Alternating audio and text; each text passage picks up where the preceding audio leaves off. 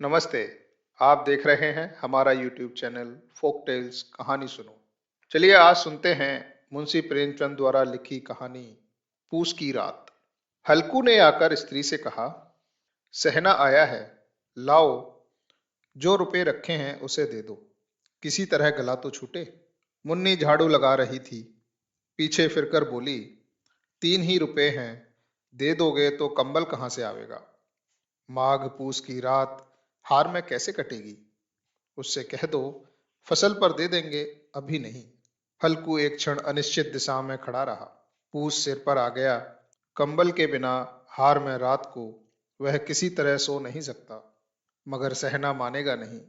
घुड़कियां जमावेगा, गालियां देगा। बला से जाड़ों में मरेंगे, बला तो सिर से टल जाएगी।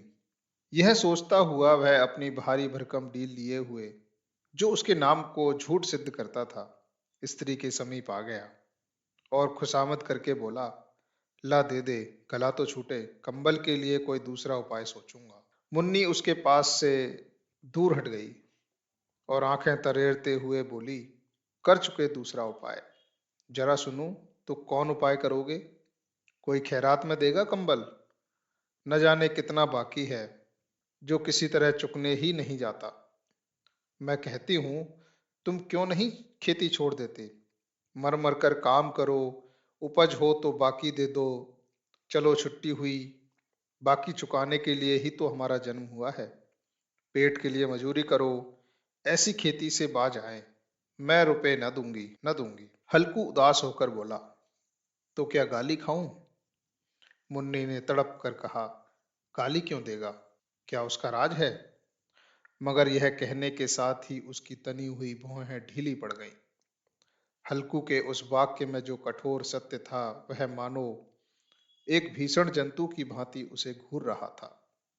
उसने जाकर आले से रुपए निकाले और लाकर हल्कू के हाथ पर रख दिए। फिर बोली, तुम छोड़ दो अब की से खेती। मजूरी में सुख से एक रोटी खाने को तो मिलेगी, किसी की धौंस तो ना रहेगी। अच्छी खेती है, मजूरी करके लाओ, वह भी उसी में झोंक दो, उस पर धौंस। हल्कू ने रुपए लिए और इस तरह बाहर चला मानो अपना हृदय निकाल कर देने जा रहा हो। उसने मजूरी से एक एक काट काट कर 3 रुपए कंबल के लिए जमा किए थे। वह आज निकले जा रहे थे। एक एक पग के साथ उसका मस्तिष्क अपनी दीनता के भार से दबा जा रहा था। पूस की अंधेरी रात, आकाश पर तारे भी ठुठुरते हुए मालूम होते थे। हल्कू अपने खेत के किनारे ऊख के पत्तों की एक छतरी के नीचे बांस के खटोले पर अपनी पुराने गाड़े की चादर ओढ़े पड़ा कांप रहा था। खाट के नीचे उसका संगी कुत्ता जबरा पेट में मुंह डाले सर्दी से कूं कूं कर रहा था। दो में से एक को भी नींद न आती थी। हल्कू ने घुटनियों को गर्दन में चिपकाते हुए कहा, क्यों जबरा, जाड़ा लगता है। कहता तो था घर में पुआल पर लेट रहे, तो यहाँ क्या लेने आए थे। अब खाओ ठंड, मैं क्या करूं। जानते थे मैं यहाँ हलवा पूरी खाने आ रहा हूँ, दौड़े दौड़े आगे आगे चले आए। अब रो नानी के नाम को। जबरा ने पड़े पड़े दुम हिलाई और अपनी कूकू को दीर्घ बनाता हुआ एक बार जम्हाई लेकर चुप हो गया। उसकी स्वान बुद्धि ने शायद ताड़ लिया, स्वामी को मेरी कूकू से नींद नहीं आ रही है। हल्कू ने हाथ निकालकर जबरा की ठंडी पीठ सहलाते हुए कहा, कल से मत आना मेरे साथ, नहीं तो ठंडे हो जाओगे। यह रांड पहुआ न जाने कहाँ से बर्फ लिए आ रही है। उठूं फिर एक चिलम भरूं, किसी तरह रात तो कटे। 8 चिलम तो पी चुका। यह खेती का मजा है। और एक भगवान ऐसे पड़े हैं जिसके पास जाड़ा जाए तो गर्मी से घबरा कर भागे। मोटे मोटे गद्दे, लिहाफ, कंबल, मजाल है जाड़े का गुजर हो जाए। तकदीर की खूबी है, मजूरी हम करें, मजे दूसरे लूटें। हल्कू उठा, कड्डे में से जरा सी आग निकालकर चिलम भरी। जबरा भी उठ बैठा। हल्कू ने चिलम पीते हुए कहा, पिएगा चिलम, जाड़ा तो क्या जाता है, हाँ जरा मन बदल जाता है। जबरा ने उसके मुंह की ओर प्रेम से छलकती हुई आंखों से देखा। हल्कू, आज और जाड़ा खा ले, कल से मैं यहाँ पुआल बिछा दूंगा, उसी में घुसकर बैठना, तब जाड़ा ना लगेगा।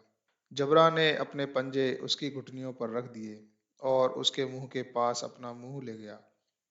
हल्कू को उसकी गर्म सांसें लगीं। चिलम पीकर हल्कू फिर लेटा और निश्चय करके लेटा कि अब चाहे कुछ भी हो, अब की सो जाऊंगा। पर एक ही क्षण में उसके हृदय में कंपन होने लगा। कभी इस करवट लेटता, कभी उस करवट, पर जाड़ा किसी पिशाच की भांति उसकी छाती को दबाए हुए था। जब किसी तरह ना रहा गया, तो उसने जबरा को धीरे से उठाया और उसके सिर को थपथपाकर उसे अपनी गोद में सुला लिया। कुत्ते की देह से जाने कैसी दुर्गंध आ रही थी, पर वह उसे अपनी गोद में लिपटाए हुए ऐसे सुख का अनुभव कर रहा था जो इधर महीनों से उसे ना मिला था। जबरा शायद समझ रहा था कि स्वर्ग यही है, और हल्कू की पवित्र आत्मा में तो उसे कुत्ते के प्रति घृणा की गंध तक न थी। अपने किसी अभिन्न मित्र या भाई को भी वह इतनी ही तत्परता से गले लगाता। वह अपनी दीनता से आहत न था, जिसने आज उसे इस दशा में पहुंचा दिया।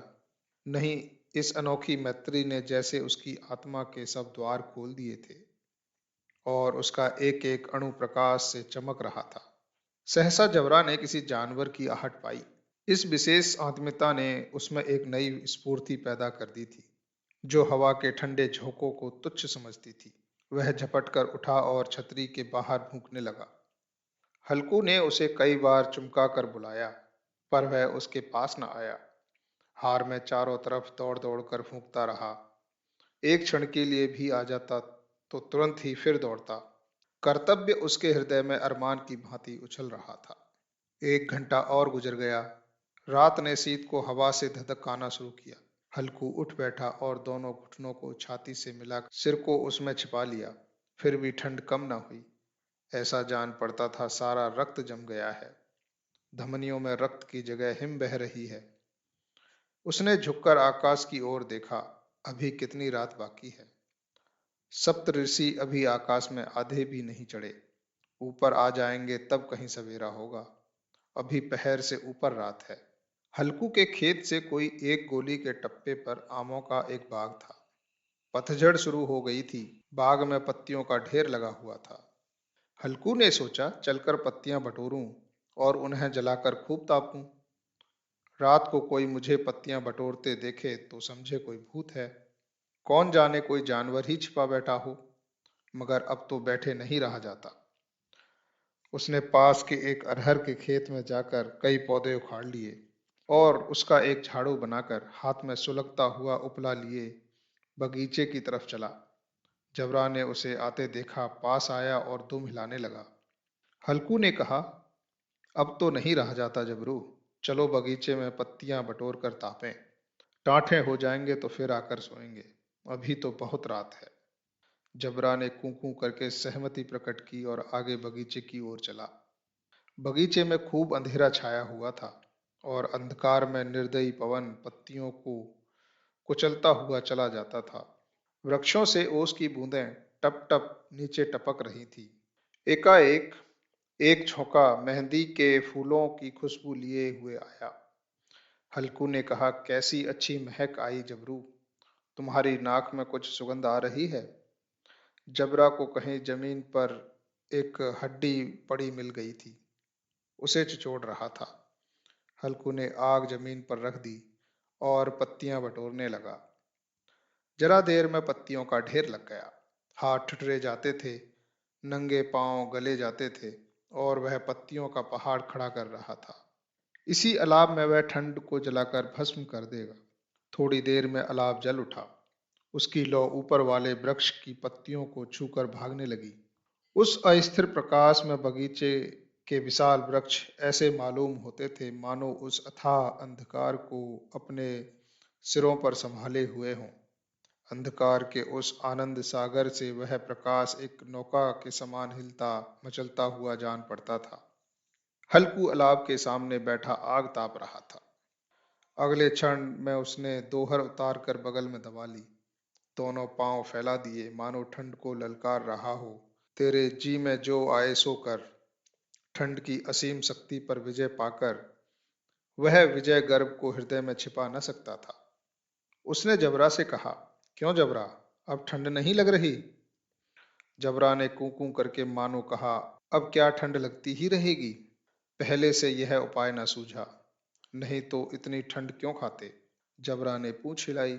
अच्छा आओ इस अलाव को कूद कर पार करें, देखें कौन निकल जाता है। अगर जल गए तो बच्चा तो मैं दवा न करूंगा। जबरा ने उस अग्नि राशि की ओर कातर नेत्रों से देखा। मुन्नी से कल ना कह देना, नहीं तो लड़ाई करेगी। यह कहता हुआ वह उछला और उस अलाव के ऊपर से साफ निकल गया। पैरों में जरा लपट लगी, पर वह कोई बात न थी। जबरा आग के गिर्द घूमकर उसके पास आ खड़ा हुआ। हल्कू ने कहा, चलो चलो यह सही नहीं, ऊपर से कूद कर आओ। वह फिर कूदा और अलाव के उस पार आ गया। पत्तियां जल चुकी थीं। बगीचे में फिर अंधेरा छाया था। राख के नीचे कुछ कुछ आग बाकी थी, जो हवा का झोंका आ जाने पर जरा जाग उठती थी, पर एक क्षण में फिर आंखें बंद कर लेती थी। हल्कू ने फिर चादर ओढ़ ली और गर्म राख के पास बैठा हुआ एक गीत गुनगुनाने लगा। उसके बदन में गर्मी आ गई थी, पर ज्यों ज्यों शीत बढ़ती जाती उसे आलस्य दबाए लेता था। जबरा जोर से फूंक कर खेत की ओर भागा। हल्कू को ऐसा मालूम हुआ कि जानवरों का एक झुंड उसके खेत में आया है। शायद नील गायों का झुंड था। उनके कूदने दौड़ने की आवाजें साफ कानों में आ रही थी। फिर ऐसा मालूम हुआ कि खेत में चर रही हैं। उसके चबाने की आवाज चरचर सुनाई देने लगी। उसने दिल में कहा कि नहीं, जबरा के होते कोई जानवर खेत में नहीं आ सकता। नौच ही डाले, मुझे भ्रम हो रहा है। कहाँ, अब तो कुछ नहीं सुनाई देता। मुझे भी कैसा धोखा हुआ। उसने जोर से आवाज लगाई, जबरा जबरा। जबरा भूंकता हुआ उसके पास न आया। फिर खेत के चरे जाने की आहट मिली। अब वह अपने को धोखा न दे सका। उसे अपनी जगह से हिलना जहर लग रहा था। कैसा ददाया हुआ बैठा था। इस जाड़े पाले में खेत में जाना, जानवरों के पीछे दौड़ना असहाय जान पड़ा। वह अपनी जगह से ना हिला। उसने जोर से आवाज लगाई, हिलो हिलो हिलो। जबरा फिर भूखा। जानवर उसका सर्वनाश किए डालते हैं। हल्कू पक्का इरादा करके उठा और 2-3 कदम चला, पर एकाएक हवा का ऐसा ठंडा चुभने वाला बिच्छू के डंक का सा झोंका लगा कि वह फिर बुझते हुए अलाव के पास आ बैठा और राख को कुरेद कर अपनी ठंडी देह को गरमाने लगा। जबरा अपना गला फाड़े डालता था। नील गायें खेत का सफाया किए डालती थी और हल्कू गर्म राख के पास शांत बैठा हुआ था। आकर्मण्यता ने रस्सियों की भांति उसे चारों तरफ से जकड़ रखा था। उसी राख के पास गर्म जमीन पर वह चादर उड़कर सो गया। सवेरे उसकी नींद खुली, तब चारों तरफ धूप फैल गई थी और मुन्नी कह रही थी, क्या आज सोते ही रहोगे? तुम यहाँ आकर रम गए और उधर सारा खेत चौपट हो गया। हल्कू ने उठकर कहा, क्या तू खेत से होकर आ रही है? मुन्नी बोली, हाँ, सारे खेत का सत्यानाश हो गया। भला ऐसा भी कोई सोता है? तुम्हारे यहाँ मढ़िया डालने से क्या हुआ? हल्कू ने बहाना किया, मैं मरते मरते बचा। तुझे अपने खेत की पड़ी है। पेट में ऐसा दर्द हुआ कि मैं ही जानता हूँ। दोनों फिर खेत के ढाट पर आए। देखा सारा खेत रौंदा हुआ पड़ा है और जबरा मड़हिया के नीचे चित्त लेटा है, मानो प्राण ही ना हो। दोनों खेत की दशा देख रहे थे। मुन्नी के मुख पर उदासी छाई थी, पर हल्कू प्रसन्न था। मुन्नी ने चिंतित होकर कहा, अब मजूरी करके मालगुजारी भरनी पड़ेगी। हल्कू ने प्रसन्न मुख से कहा, रात को ठंड में यहाँ सोना तो ना पड़ेगा।